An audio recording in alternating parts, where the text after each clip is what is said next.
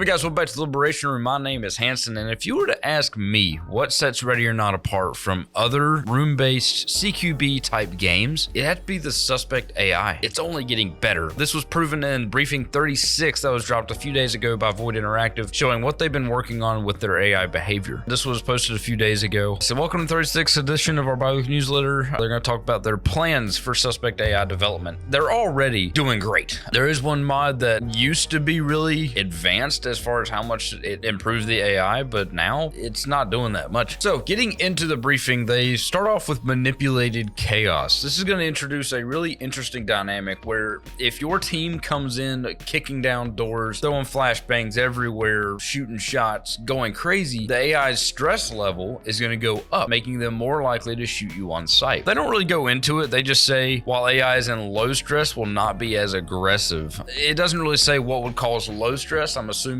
suppressed weapons, less noise, more commands, I'm assuming. I'm not really sure what would cause the low stress factor. I love this idea. I've always felt it was very random whether or not a suspect would give up or whether a suspect would fight back. So I'm kind of glad there's going to be a dynamic in there that makes them, you know, hyped up or calmed down. Moving down below that, we get into suspect gameplay. I'm not into modding, I'm not into game development, I'm not sure how all this works, but it says spline paths during navigation. So it's saying that there's going to be a difference in how they navigate corners, especially sharp corners. They also, very interesting, down here at the bottom, future versions of the AI could slip and stumble during transitions. So it's no longer going to be just the Terminator, you know, civilian running out of the building. There's going to be a little bit of a dynamic of they might trip or stumble. When you're watching somebody, seeing if they've got a weapon, if they trip and stumble, it could be misinterpreted. So that's going to be a really interesting dynamic for them to throw in. All right, so getting down below the diagram here, we're getting into this paragraph. And pretty much what they state is that the AI before could just go from standstill to their top speed running. So they said they're going to change that to where there's more of a buildup in their speed versus that initial full sprint. All right, so moving below this image where I love this, think twice before you do whatever it is you plan on doing. But moving into this sentence here, pretty much what they're stating is that they used to, let's see, it says here, instead of suspects blending between two poses, weapon up and weapon down, specific states to raise a weapon and then aim it will be introduced, minimizing issues related to readability during encounters. So that's interesting. It's not just going to be this or that.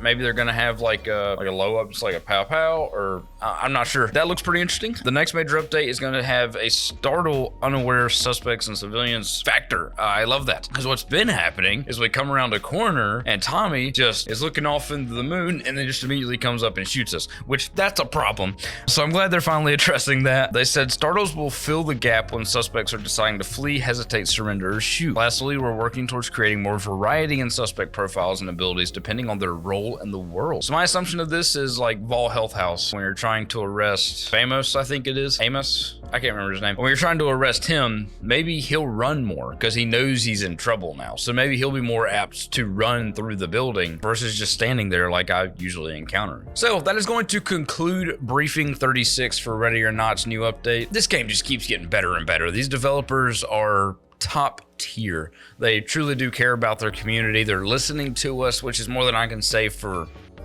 other companies. Activision. If you guys have any thoughts on this update, if you have anything you wish they would bring in or anything like that, go ahead and top in their Discord. They do have a Discord that's up and running where they listen, they take bug reports, they do all that stuff. Be a part of it. Be a part of this change. Be a part of this game's development. It's a pretty cool thing to be a part of. I've never been in the ground floor of a game getting made, so it's pretty cool to be there. And if you want to see me play Ready or Not live, go ahead and check me out on Twitch.